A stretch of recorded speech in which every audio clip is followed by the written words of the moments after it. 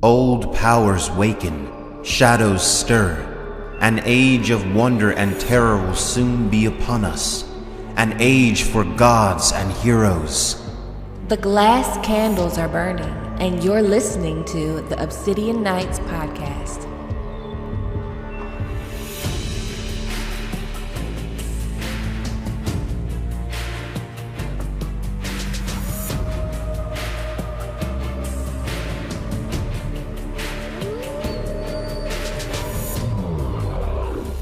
Hello, my sweet summer children. I'm back with the juice to get you through the long night. And in today's episode of the Obsidian Nights podcast, we will be doing Jon 1. And today I am joined by my Discord moderator, Adrian, Mother of Ferrets. Would you like to introduce yourself and let the people know who you are? Hello, I'm Mother of Ferrets on Discord. One of the moderators. I help try to keep the peace and retain the folk. Yes, big A Song of Ice and Fire fan, right? Like you have a whole Valyrian sword collection. Oh my gosh, yes. I've got an armory on my wall, cards in a case, Funkos, it's crazy. Yeah, she's one of the biggest Song of Ice and Fire fans that I think I know. At least one of the biggest collectors that I know. I'm a nerd. I admit it freely. I'm proud. So we'll be doing Jon 4 of A Game of Thrones. And we're back at the wall. And I really like the Jon chapters. I really like the Jon chapters and the Dany chapters because it's kind of a break from everything else that's going on. It's like it's like icy north at the wall, Jon, and then when we get to Dany, she's all in Essos and it's all eccentric over there and stuff. But Jon at the wall. So in this chapter, a lot goes down. The bromance between Jon and Samwell Tarly starts. And I really love Sam. Sam is one of my favorite characters that... Love Sam. Yeah, I love him. Love him. Love his, like, I want to pinch his cheeks. Right? They're just so sweet. Yes. So Jon is like stepped into this role at the wall. Like when the chapter opens up, Jon is showing Darian how to deliver side strokes with his sword. He's like stepped into this role of training these boys.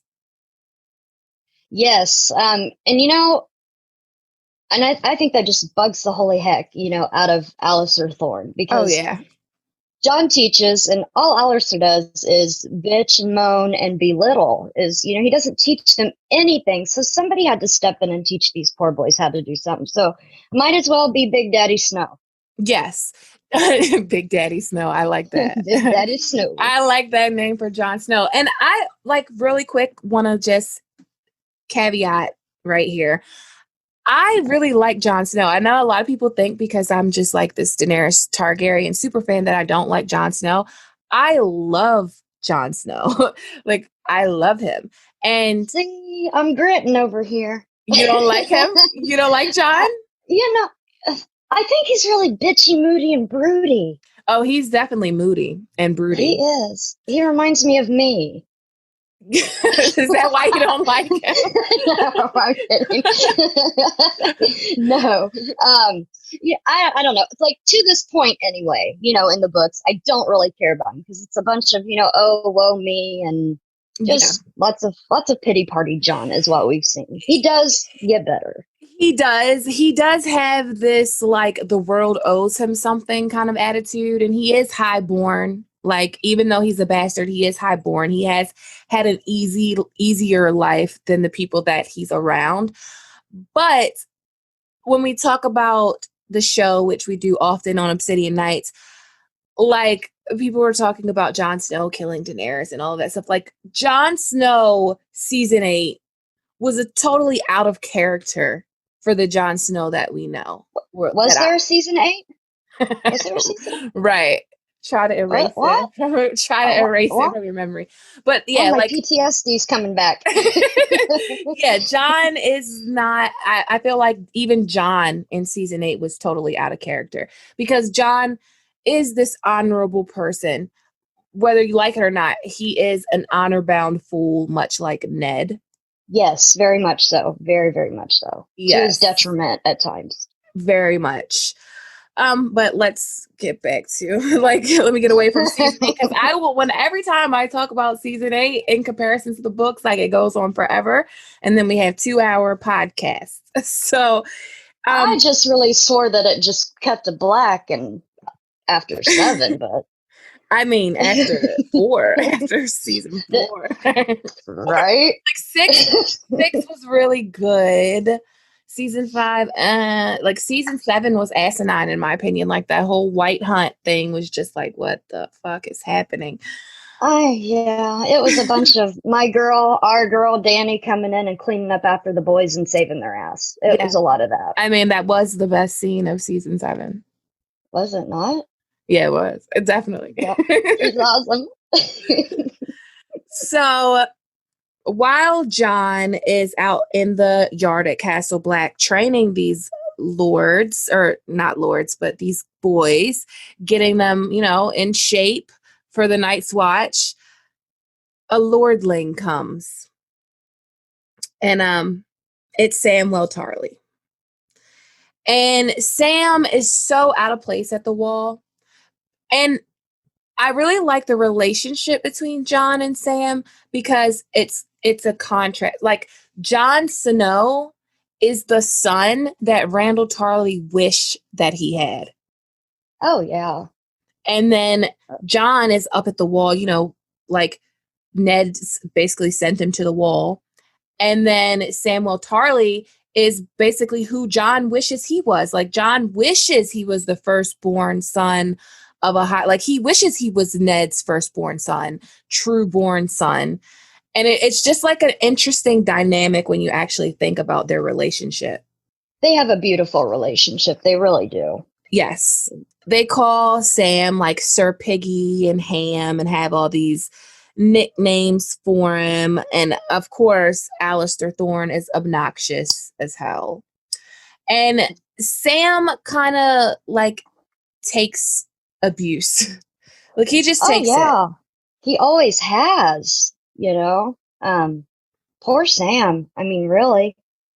Yeah, for me, and that's kind of why I gravitate towards Sam and I really like him, is because he's a good, genuine soul. He's a good, genuine soul. And no matter what and how, no matter what's been happened to him or how people have treated him, even the people that were supposed to love him the most, he's never let that deter him and turn him into a cold person or a bad person.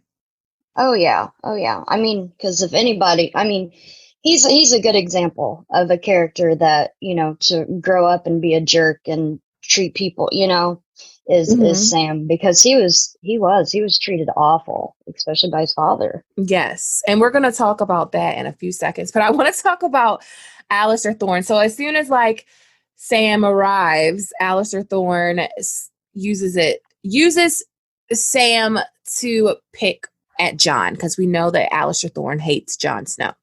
So Alliser is it would seem our bastard is in love.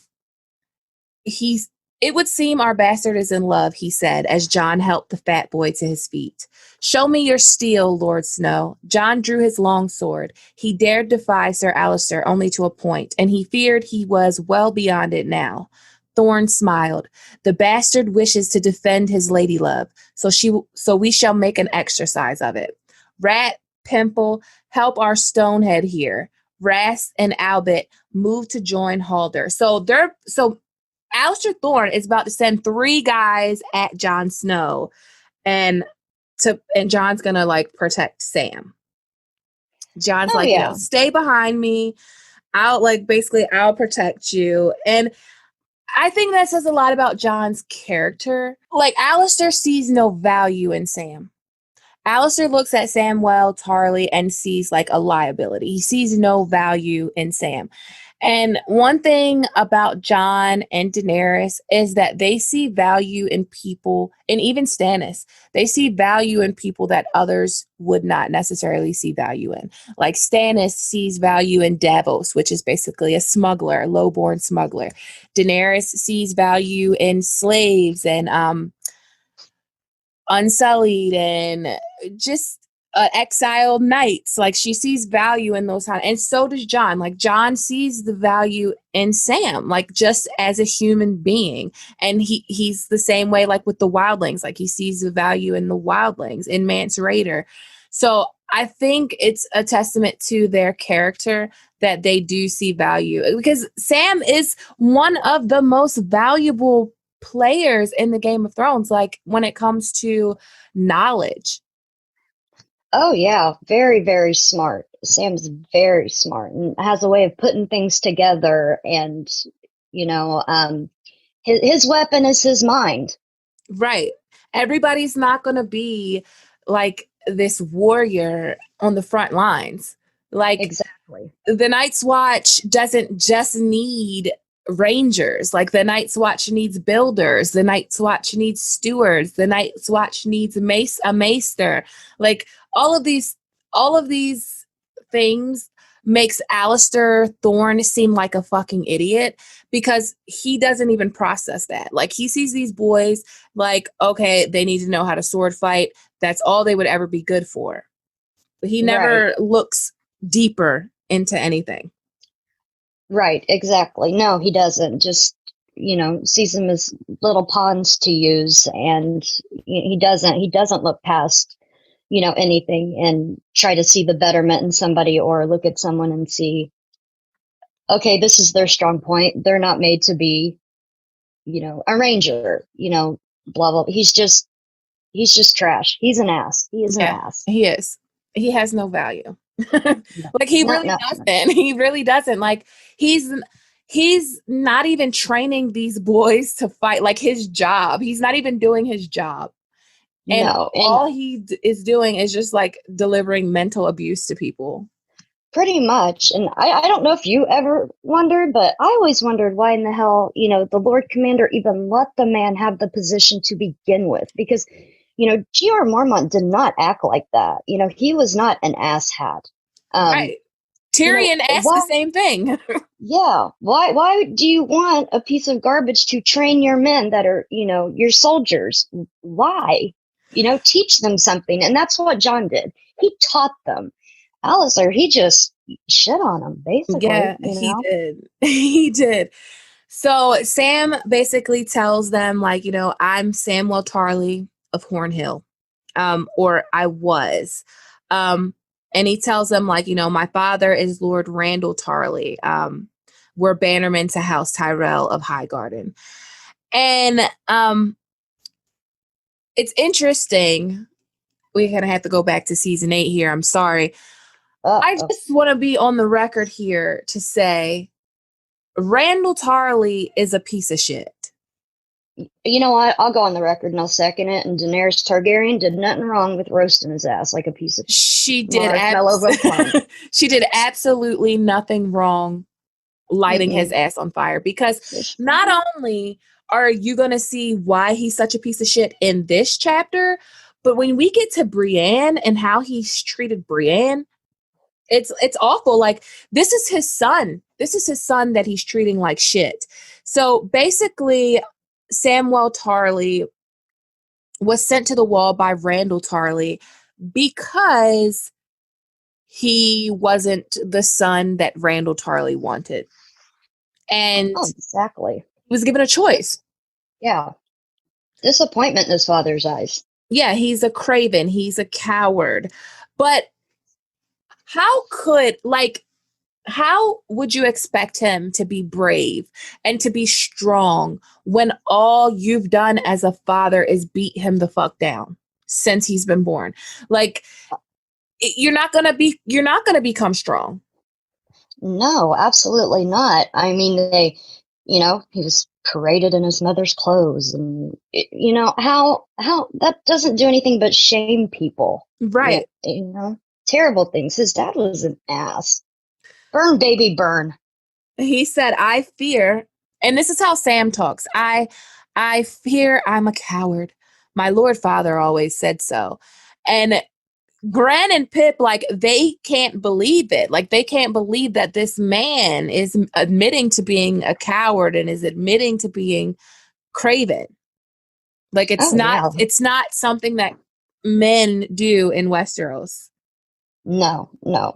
Especially when you're in a position, you know, where they are, you know, you need to be tough and brave to be at the wall anyway. Yeah, and to admit you're scared of everything, you know, that's, and definitely to be a man to say you're afraid of everything. That's definitely not on the norm. Right. No, it's not. And it's really sad when you think about it, because I think if Sam was nurtured correctly, he could have been everything that Randall Tarly ever wanted. And I always wonder, like, about Randall Tarly and Tywin Lannister, like with Tyrion, like Tywin with Tyrion. Why, if you know you have this son that loves to read, why wouldn't you send him to the Citadel? And Randall Tarly, you know you have this son that loves to read, why wouldn't you send him to the Citadel? Is it because, like, is it like some kind of toxic masculinity, like, defect? That is so like, funny what you is said it? that. I was just so thinking about that last night, you know. Mm-hmm. You know, just kind of glancing over the reading again and everything, and thinking about his situation. You know, why didn't he do that? And you know, Sam could have taken the maester's vows and you know, promised to hold no lands or lordships. Like he would be perfect for a maester. Why the wall? Because that would have given you know, the lordship of their house to his brother. He would, you know, be putting aside his claim, and just like Maester Aemon did. Yeah. I mean, I don't understand it, but I think it has to do with them not wanting sons that are maesters, not wanting book-loving sons. I think it was like a bit of toxic masculinity on both of their parts. That's just what I was thinking. Definitely a bad case of toxic masculinity. Definitely. Too much. So Jon, like, wanders off. He's in his thoughts, and he starts thinking about Samwell Tarly, and oddly, of Tyrion Lannister. He wondered what Tyrion would have made of the fat boy. Most men would rather deny a hard truth than face it, the dwarf had told him, grinning. The world was full of cravens who pretended to be heroes.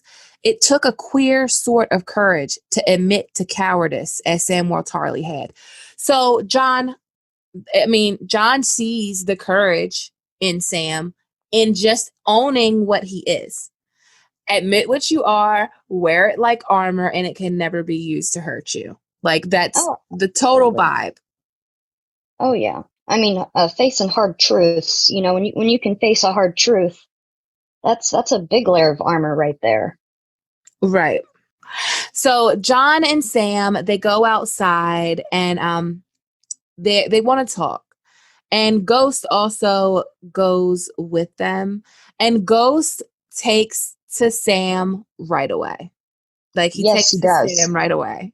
Yes, he and does. I think that's a big clue that Sam and Jon are like soulmate friends. Like, they were always destined to find each other. Yes, and we've all heard that thing that animals are a good sense of character. Yes, and they are. And especially the direwolves of House Stark. Like, the Red Wedding, Grey Wind tried to tell Robb what was up, but Robb didn't listen. Yeah. Yep. Starks, their direwolves have a sense, especially when it involves their person. Yes. It's like they have like a vibe with that person, and almost like their intentions with, you know, their Stark, you know, their person. Yeah.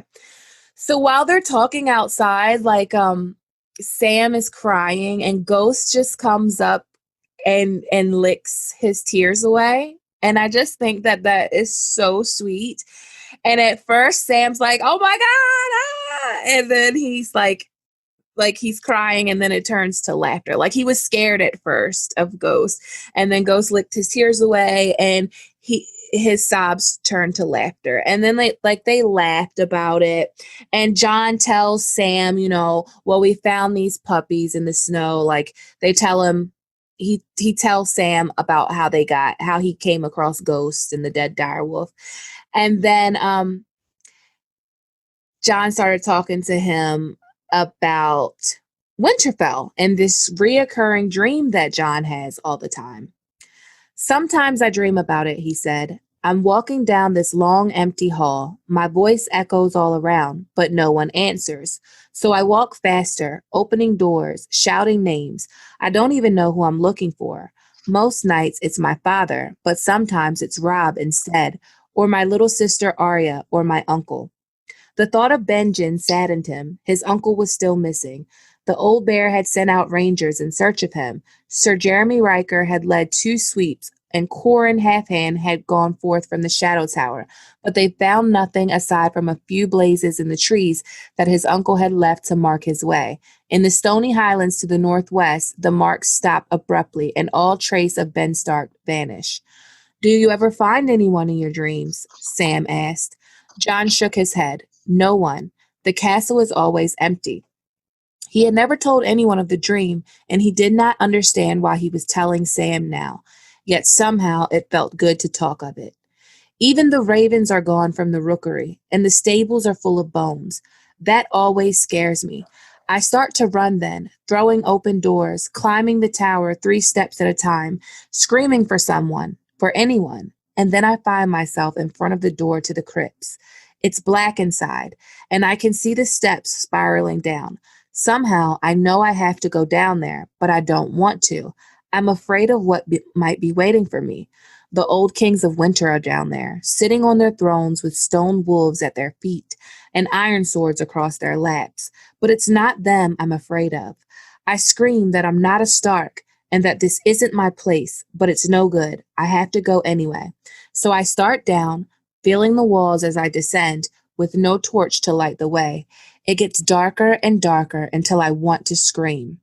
He stopped, frowning, embarrassed. That's when I always wake. So Jon has never told anyone, confided this dream into anyone, and he tells Sam. And this dream is really significant when it comes to Jon because there's a lot of theories that spawn from this dream. Definitely. It's definitely like R plus L equals J. Like, I'm not a Stark. When he says I'm not a Stark, no, you're not a Stark. You're a Targaryen, but you do have Stark blood. But there's also like the idea that there is something about his parentage in the crypts. Like that he'll get drawn down there and find something. Yeah, like a dragon egg or like a harp, something like that.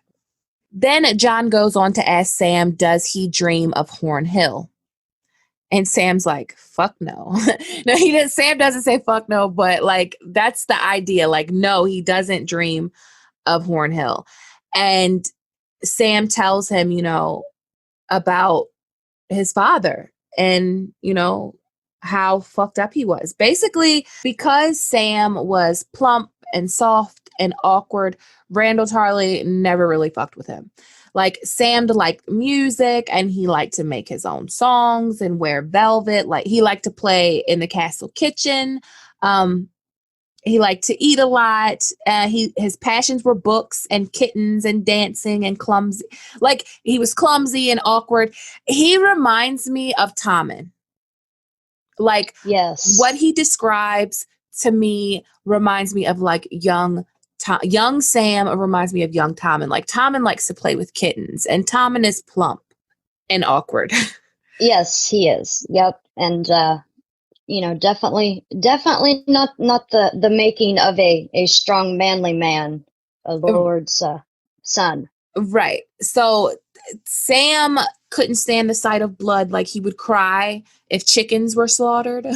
Randall Tarly sent all these masters at arms to Hornhill to like train Sam and make him a knight, and he never was. Like, basically, he was starved, he was slapped, he was cussed at, he was caned, like he was whipped into shape. Like, they made him sleep in chainmail. Oh, sorry. I was gonna say, yeah, they did some far out things to him. That dressed him in his mom's clothes, sleep in an armor. And his dad went really far out and had 2 warlocks from Koth come in, and slaughter a bull, made Sam bathe in the blood, and the warlocks promised to make him strong, but all it did was make the poor guy sick because blood made him ill. Right. It was sad. So then he had 3 sisters, and then came Dickon Tarly. So Dickon Tarly was the son that Randall Tarly always wanted. And one day they went hunting, and Randall Tarly was skinning a deer. Like, I always think of the show version of Tywin skinning that deer when he was talking to Jaime. Oh, yes. That's what I thought of, too. That was one of the first things that popped in my head was I can just see this big presence of a man there, just like Tywin Lannister, gutting this deer. And yeah, that's exactly what I thought of, too. So basically, Randall's like, you know what? You're my son. You're my heir. I don't have a reason to disinherit you or disown you, but I'm not going to give you what should be Dickon's, and that's Hornhill and the Valyrian steel sword Heartsbane. Like, it needs to go to a strong man, and you are not that. So he wants Sam to take the black. And while he's telling Sam this, he's like, if you don't, so while he's telling Sam this, he's like gutting up this deer, and he's like, if you don't do it, then tomorrow we're going to have a hunt and there will be an accident. And while he's telling him this, he's like got the deer's heart in his hand and shit. It's really intimidating. It's psychotic. Yeah. It's crazy. And this is his dad. This is his, like, one of the people that should love him the most that's doing this to him. And he's like, if you defy me, nothing would please me more than to hunt you down like the pig you are. His arms were red to the elbow as he laid the skinning knife aside. So there is your choice. The Night's Watch. He reached inside the deer, ripped out its heart, and held it in his fist, red and dripping. Or this. I mean, what kind of father is that? Like, some of these parents of Westeros are fucking terrible. Yeah. I mean, the real world is like that too. So, I mean, George writes really good fantasy to make it like almost damn near reality. He does, yeah. He can paint a picture. Oh, yeah. Very, very much so. So we find out that like Pip likes to sing. We found out like why certain people are at the wall, and most people are at the wall for really fucking petty reasons. But Sam is basically afraid to fight tomorrow. And he's basically confides in Jon, like, I need to go to bed. Like, they're going to make me fight again tomorrow. And he's kind of, sad. But Jon is like, you know what? I got an idea. So Jon basically is like, I'm going to, get the boys together. And he does. Yeah, this is when he puts on his Big Daddy Snow pimp hat. Yep, he puts on his Big Daddy Snow cloak and tells them like what it's gonna be. So everyone kind of goes with it. Like, Jon persuades everyone to like back Sam up. And everyone kind of goes with it, but Rast. So Rast is like, you girls do as you please. But if Thorne sends me against Lady Piggy, I'm going to slice me off a rasher of bacon. So then hours later, when everybody's asleep at Castle Black, Pip, Gren, and Jon go up into Rast's room, and Ghost leaps onto his chest.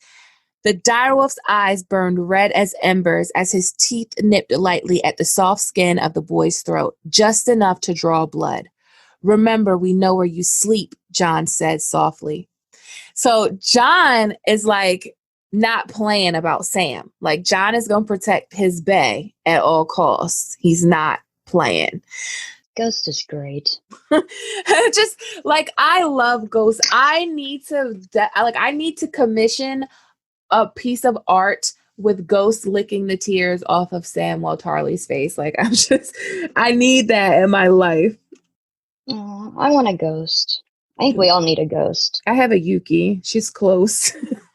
You have the ferrets. The ferrets are close. They are. They're not they're not real big on the cuddles though. They're very busy. Mm-hmm. Yuki's not really a cuddler either. I think we need cuddlers. Yeah, Yuki gets too hot. Like, her fur is just like, she can't do the body heat. She'll lay on my feet, but that's about it.